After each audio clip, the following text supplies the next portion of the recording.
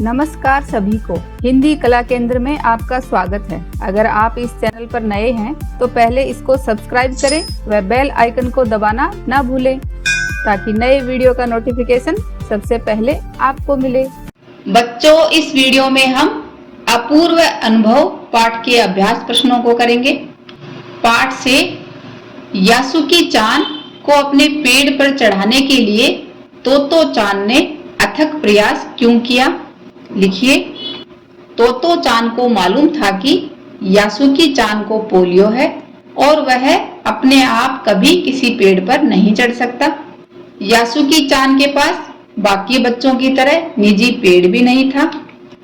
तोतो चान की उसे अपने पेड़ पर चढ़ाने की हार्दिक इच्छा थी, इसलिए यासुकी चान को अपने पेड़ पर चढ़ाने के लिए तोतो चान ने अथक प्रयास किया। दृढ़ निश्चय और अथक परिश्रम से सफलता पाने के बाद तोतो चान और यासुकी चान को अपूर्व अनुभव मिला। इन दोनों के अपूर्व अनुभव कुछ अलग अलग थे।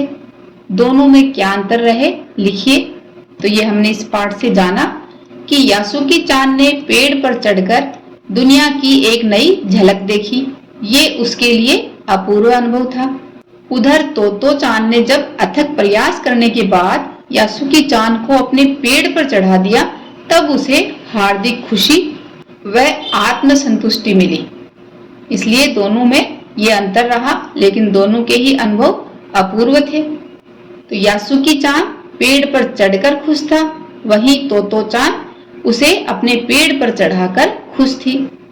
पाठ में खोजकर देखिए कब सूरज का ताप यासुकी चान और तोतो चान पर पड़ रहा था।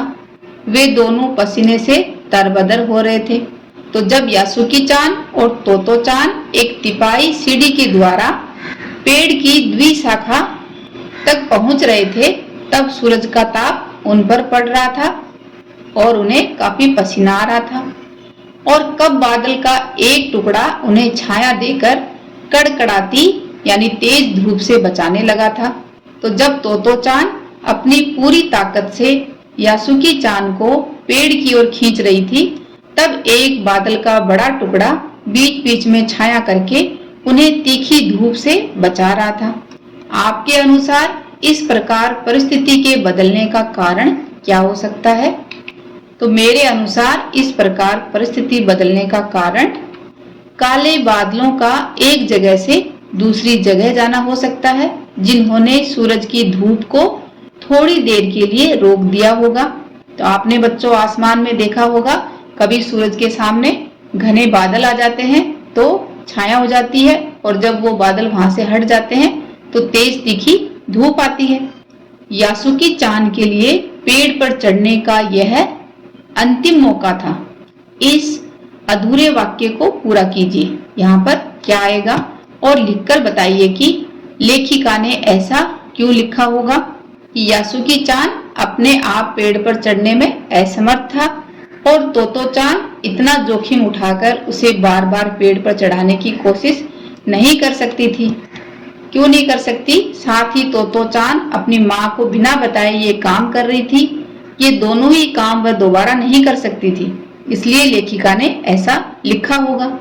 एक तो यासुकी चान अपने आप पेड़ पर चढ़ने में असमर्थ था, और दूसरा तोतो चान अपनी माँ को बिना बताए उसे इतना जोखिम उठाकर पेड़ पर चढ़ाने की कोशिश कर रही थी, इसलिए ये अंतिम मौका था। अगर हमारे वीडियो बन ही रहे हैं आपके फेवरेट, तो फिर क्यों ना करें इनको लाइक, सब्सक्राइब और रिकमेंड। हमें और बेहतर बनाने के लिए आप कर सकते हैं कमेंट। धन्यवाद।